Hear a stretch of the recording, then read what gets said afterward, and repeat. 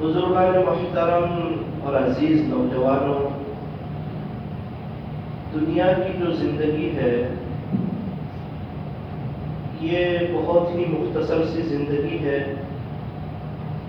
اور بڑی قیمتی ہے۔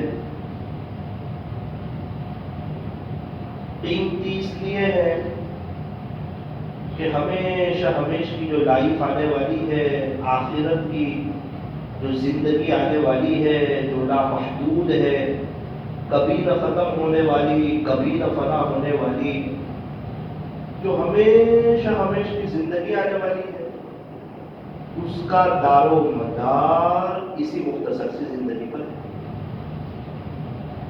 اگر اس مختصر سی زندگی میں ہم نے اللہ کو اور اللہ کے رسول کو راضی کر لیا اور دین کو پسند کر لیا اور شریعت اسلام کے مطابق اپنی زندگی کو گزار لیا، تو ہمیشہ کی جو لائف آنے والی ہے وہ سنور جائے گی۔ اور خدا نہ خواستہ اس دنیا میں رہتے ہوئے اگر ہم نے اپنے اللہ کی نہیں مانی، اللہ کو تو سب مان رہے ماشاءاللہ مسلمان، اللہ کو ماننا یہ تو ضروری ہے اور اللہ کی ماننا یہ بھی ضروری ہے۔ اللہ کو بھی ماننا ہے اور اللہ کی بھی ماننی ہے، پیارے نبی کو بھی ماننا ہے اور پیارے نبی کی بھی ماننی ہے۔ تو جو اللہ کی مان لے اور پیارے نبی کی مان لے، اسی کو عقل مند کہتے ہیں، اسی کو ہوشیار کہتے ہیں، اسی کو سمجھدار کہتے ہیں، اسی کو چالاک کہتے ہیں۔ اس لیے اللہ والے فرماتے ہیں کہ میں دنیا میں ہوں، دنیا کا طلبگار نہیں ہوں، میں دنیا میں ہوں، دنیا کا طلبگار نہیں ہوں، بازار سے تو گزرا ہوں مگر خریدار نہیں ہوں۔ اللہ تبارک و تعالی ہمیں فکر آخرت نصیب فرمائے۔ چار باتیں بہت اچھی طریقے پر یاد کر لینی چاہیے۔ نمبر ایک کہ یہ دنیا فانی ہے۔ یہ دنیا کیسی ہے؟ فرمایا کہ فانی ہے، ختم ہو جائے گی۔ یوں فرمایا کہ یہ دنیا جو ہے یہ دار الفنا ہے اور آخرت جو ہے وہ دار البقا ہے۔ دنیا فنا ہونے کا گھر اور آخرت باقی رہنے کا گھر۔ اب جو چیز فنا ہو جانے والی ہو، ختم ہو جانے والی ہو، اس کے پیچھے لگ کر آخرت کے گھر کو بھلا دینا، جو دار البقا ہے اس کو بھلا دینا، فرمایا کہ یہ بڑی نادانی ہے۔ اس لیے ہمیں چاہیے کہ اس دنیا سے ہم دل نہ لگائیں۔ یہ دنیا دل لگانے کی جگہ نہیں ہے، یہ دنیا اہمیت دینے کی جگہ نہیں ہے کہ اس دنیا کو دل میں جگہ دی جائے، اس دنیا کو اہمیت دی جائے اور اس دنیا کی وجہ سے، دنیا کی چیزوں کی وجہ سے، کمائی کی وجہ سے اللہ کے حکم کو پس پشت ڈال دیا جائے۔ فرمایا نا نا نا نا نا نا، یہ تو بڑے خسارے کی بات ہے، یہ نقصان کی بات ہے، یہ نادانی کی بات ہے، یہ آخرت کو برباد کرنے کی بات ہے۔ کیونکہ ہم میں سے ہر ایک کوئی اس دنیا سے جانا ہے۔ فرمایا ایک دن مرنا ہے، آخر موت ہے، کر لے جو کرنا ہے، آخر موت ہے۔ صبح ہوتی ہے، شام ہوتی ہے، عمر یوں ہی تمام ہوتی ہے۔ ہمیں تو دکھ رہا ہے کہ صبح ہو رہی ہے، شام ہو رہی ہے۔ گزشتہ جمعہ کو آئے تھے، ایک جمعہ اور ہو گیا، ایک ہفتہ گزر گیا، ایک سال گزر گیا، 2020، 19، 18، 17، 16 یہ گزر گیا۔ ارے یہ نہیں گزرا، میری اور آپ کی زندگی کا ایک سال گزر گیا۔ میں اور آپ ایک سال موت کے قریب ہو گئے، اپنی قبر کے قریب ہو گئے، اپنی آخرت کے قریب ہو گئے۔ ہمارے دنیا سے جانے کا وقت روزانہ ہر صبح ہر شام قریب آتا جا رہا ہے۔ اس لیے فرمایا صبح ہوتی ہے، شام ہوتی ہے، عمر یوں ہی تمام ہوتی ہے۔ میرا عزیزو، تو یہ پہلی بات ہے کہ یہ دنیا جو ہے نا یہ فانی ہے، یہ دل لگانے کی جگہ نہیں ہے۔ ہم طے کریں کہ انشاءاللہ اس دنیا سے ہم دل نہیں لگائیں گے۔ تو دل کہاں سے لگانا ہے؟ فرمایا دوسری بات، آخرت باقی رہنے والی ہے، وہ ہمیشہ ہمیشہ کی لائف ہے، کبھی نہ ختم ہونے والی، کبھی نہ فتح ہونے والی، لامحدود زندگی ہے۔ فرمایا کہ ہم وہاں سے دل لگائیں۔ صحابہ کرام نے آخرت سے دل لگایا، آخرت کی تیاری کی، آخرت کو سامنے رکھ کر زندگی گزاری، اللہ نے ان کی دنیا بھی سنواری اور اللہ نے ان کی آخرت بھی سنواری۔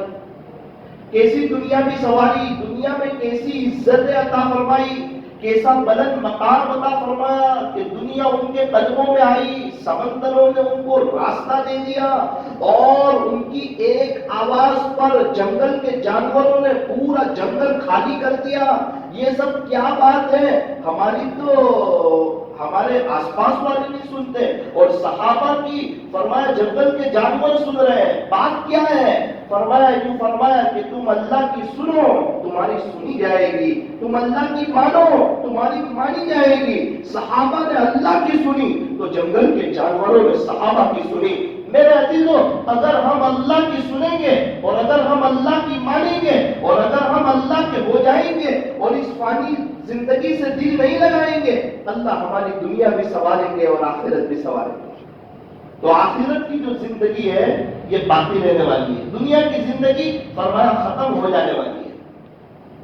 ایک بادشاہ نے بڑا شاندار محل بنایا، اور محل بنا کر اس نے اس بات کا اعلان کیا کہ اگر کوئی میرے محل میں عیب نکالے گا تو اس کو بادشاہ کی طرف سے بڑا انعام ملے گا۔ اب محل بڑا خوبصورت تھا، بڑا شاندار تھا، کوئی عیب نکال نہیں سکتا تھا۔ ایک بزرگ کا وہاں سے گزر ہوا، ان کو پتا چلا تو وہ بادشاہ کے پاس گئے اور کہا بادشاہ سلامت، آپ کے محل میں تو دو بڑے بڑے عیب ہیں۔ بادشاہ نے کہا وہ کون سے؟ اب پہلا عیب تو یہ ہے کہ یہ آپ کا محل ہمیشہ کی رہے گا، یہ بڑا خوبصورت، بظاہر کوئی عیب نظر نہیں آ رہا ہے، کوئی فٹن نظر نہیں آ رہی ہے، کوئی نقصان نہیں نظر آ رہا ہے، بنا بھی بڑا خوبصورت ہے، بڑا شاندار ہے، بڑا نرالا ہے، لیکن بڑا عیب یہ ہے کہ ہمیشہ کی رہے گا۔ بادشاہ سلامت ایک دم چوکنا ہو گئے، یہ بات تو بالکل صحیح ہے کہ یہ میرا محل ہمیشہ نہیں رہے گا۔ کہ دوسری بات کہ بادشاہ تو بھی اس محل میں ہمیشہ نہیں رہے گا۔ بادشاہ سلامت شرمندہ ہو گئے کہ واقعیتاً میرے محل میں دو بڑے بڑے ہیں۔ اس عاجز کی ایک بات یاد رکھنا، نہ یہ ہماری فیملی ہمیشہ رہے گی، نہ ہم ہماری فیملی میں ہمیشہ رہیں گے، نہ یہ ہمارے بچے ہمیشہ رہیں گے، نہ ہم ہمارے بچوں کے درمیان ہمیشہ رہیں گے، نہ یہ ہمارا مکان ہمیشہ رہے گا، نہ ہم ہمارے مکان میں ہمیشہ رہیں گے، نہ یہ رنگون نگر ہمیشہ رہے گا، نہ یہ رنگون نگر میں ہم ہمیشہ رہیں گے، نہ یہ نوساری ہمیشہ رہے گا، نہ ہم نوساری میں ہمیشہ رہیں گے۔ یہاں کی چمک دمک دھوکہ ہے، یہاں کی رونق دھوکہ ہے، یہاں کی عزتیں دھوکہ ہے، یہاں کی بہاریں دھوکہ ہے۔ ہم نے بڑے بڑے مالداروں کے اور بڑے بڑے عہدیداروں کے اور بڑے بڑے زمینداروں کے اور بڑے بڑے ورچسپ والوں کے اور بڑے بڑے علماء کے اور بڑے بڑے اللہ والوں کے جنازے اٹھتے ہوئے دیکھے، اور پھر قبرستان میں ان کو ایک خاموشی کا سما بنے ہوئے بھی دیکھا ہے، ایک ان کا دور بھی دیکھا، اور پھر قبرستان جا کر وہاں کی ایک خاموشی کا منظر بھی دیکھا۔ اللہ نے یہ دونوں منظر اس عاجز کو اس ہاتھ سے بتائے ہیں۔ میرے عزیزوں، تیسری بات جس کو دل میں بٹھانی ہے وہ یہ ہے کہ ہم لاشیں ہیں۔ لاشیں کا کیا مطلب؟ فرمایا کہ ہم کچھ نہیں ہیں، میں ہوں گا تو یہ کام ہوگا، تو نہ میں ہوں گا تو میرے بچے کھائیں گے، میرے بچوں کا نظام اچھا چلے گا۔ فرمایا نہ، یہ ایمان کے خلاف بول ہے۔ جس کے بچے یتیم ہیں اللہ انہیں بھی کھلا رہا ہے۔ میں ہوں گا تو میری بیوی اچھی طرح کھا پائے گی، نہ نہ نہ نہ، جو بیوہ عورتیں ہیں اللہ ان کو بھی کھلا رہا ہے۔ میں ہوں گا تو یہ کام ہوگا، نہ نہ نہ نہ، بڑے بڑے سمجھدار لوگ، عقل مند لوگ، ہوشیار لوگ دنیا سے چلے گئے، اب ان کا گھر کا نظام ان سے بہتر طریقے پر اب چل رہا ہے، زیادہ پیسہ ہے، زیادہ گاڑیاں ہیں، زیادہ رونق ہے، زیادہ بہاریں ہیں۔ ہم لاشیں ہیں، ہم کچھ نہیں ہیں۔ ہم کیا ہے؟ تو ہم کچھ نہیں، ہم سے کچھ نہیں، ہم کچھ نہیں، ہم سے کچھ نہیں، اللہ سب کچھ، اور اللہ ہی سے سب کچھ، اللہ ہی سے سب کچھ۔ کیا فائدہ فکر بیش و کم سے ہوگا، ہم کیا ہیں کہ جو کوئی کام ہم سے ہوگا، ابھی تک جو کچھ ہوا کرم سے تیرے، آگے بھی جو کچھ ہوگا صرف اور صرف تیرے کرم سے ہوگا۔ ہم لاشیں، ہم کچھ نہیں ہے۔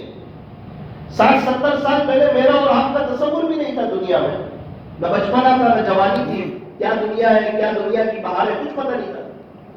اور یہی دنیا کا نظام آگے چلا تو 60-70 سال کے بعد میرا اور آپ کا تصور نہیں ہوگا، اور یہی دنیا کا نظام آگے چلا تو 150 سال کے بعد ہماری پوری فیملی اور بزنس کا کوئی تصور نہیں ہوگا۔ ہمارے پردادا کے ابا کہاں رہتے تھے تو نہیں پتا، ان کے ابا کا نام کیا ہے تو نہیں پتا۔ وہ 200 سال پہلے والے جو ہمارے پردادا تھے ان کو کبھی ایصال ثواب کیا تو فرمایا نہیں۔ تو کیا خیال ہے دنیا کا نظام آگے چلا تو 200-250 سال بعد ہمارے پرپوتے ہم کو ایصال ثواب کریں؟ ایسا نہیں ہوتا۔ یہاں سے ہر ایک کو اپنی آخرت کی تیاری خود کرنی ہے۔ یہ دنیا بڑی جوان لگ رہی ہے اور اللہ والوں کو بڑی بوڑھی لگتی ہے۔ ان کے سامنے قرآن ہے، ان کے سامنے حدیث ہے، ان کو پتا ہے مقدر کا مل کر ہی رہنے والا ہے۔ اس دنیا سے اتنا دل لگاؤ جتنا اس دنیا میں رہنا ہے، اتنی محنت کرو جتنا دنیا میں رہنا ہے، دل تو لگانا نہیں، اور آخرت کے لیے اتنی محنت کرو فرمایا جتنا آخرت میں رہنا ہے۔ اور چوتھی بات کہ اللہ ہی کارساز ہے۔ کام بنانے والے کون تو کہا اللہ، عزت دینے والے کون، سماج تو کہا نہیں، معاشرہ فرمایا نہیں، مبنی میں رسم و رواج فرمایا نہیں، شادی میں فضول خرچی فرمایا نہیں، وہ ناک کٹ جائے گی، معاشرے کی نظر سے گر جائیں گے۔ ارے آج تک کوئی گرا نہیں، ناک تو اس وقت کٹے گی جب اللہ اس کے رسول ناراض ہو، ناک تو اس وقت کٹے گی جب اللہ اور اس کے رسول ناراض ہو، ورنہ کون سے اللہ والوں کی ناک کٹی، کون سے صحابہ کی ناک کٹی، کون سے تابعین اور تبع تابعین کی ناک کٹی؟ تو کارساز کون، کام بنانے والے کون، فرمایا کہ اللہ۔ تو جب اللہ ہی کام بنانے والے ہیں، اللہ ہی سارا نظام چلانے والے ہیں، اللہ ہی سے ہوتا ہے، اللہ ہی کرتے ہیں، تو ہمیں چاہیے کہ ہم اللہ ہی کے ہو جائیں، تو ہماری دنیا بھی سنور جائے گی، آخرت بھی سنور جائے گی۔ اور ایک بات یاد رکھنا، اگر ہم اللہ کے ہو جائیں گے نا تو اللہ سب کو ہمارا کر دے گا، اور اگر ہم اللہ کے نہیں ہوں گے تو اللہ کی مخلوق بھی ہماری نہیں ہوگی۔ ایک چھوٹا سا واقعہ سنیے، شیخ عبد الواحد رحمۃ اللہ علیہ دعا کی، باری تعالیٰ جنت میں میرا ساتھی کون ہوگا؟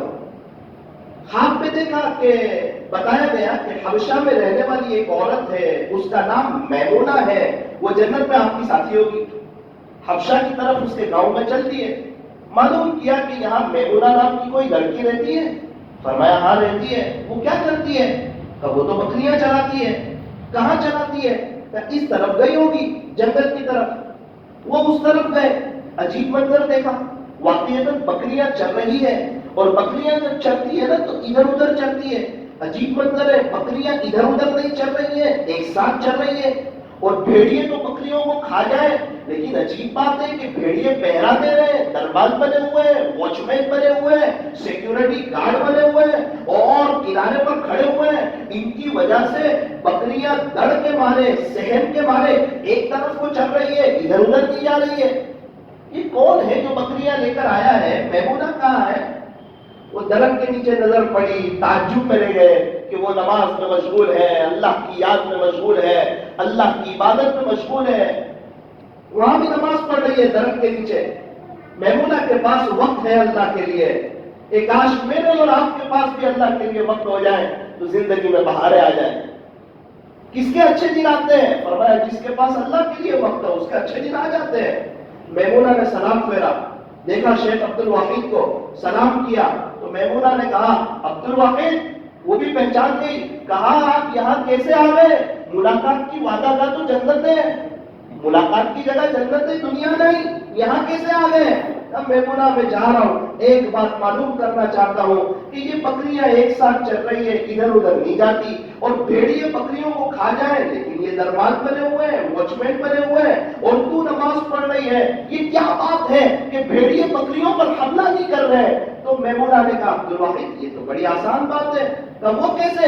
کہ جب سے میں نے اپنے اللہ سے صلح کر لی ہے، اللہ اکبر کبیرہ۔ میمونہ نے کہا کہ عبد الواحد جب سے میں نے اپنے اللہ سے صلح کر لی ہے اس وقت سے بھیڑیوں نے میری بکریوں سے صلح کر لی.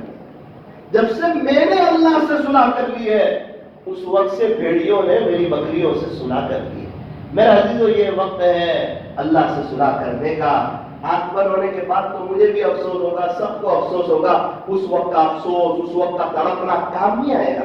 آج وقت ہے, توبہ کا دروازہ کھلا ہوا ہے, مسجدیں کھلی ہوئی ہیں اور شریعت اور سنت پر چلنا ہمارے لیے آسان ہے. تو ہم لوگ یہ طے کریں کہ انشاءاللہ ہم اپنے آپ کو اللہ کے حوالے کریں گے اور اللہ کو ناراض کرنے والا کوئی کام نہیں کریں گے. اللہ پاک ہمیں ایسا کرنے کی توفیق اور سعادت نصیب.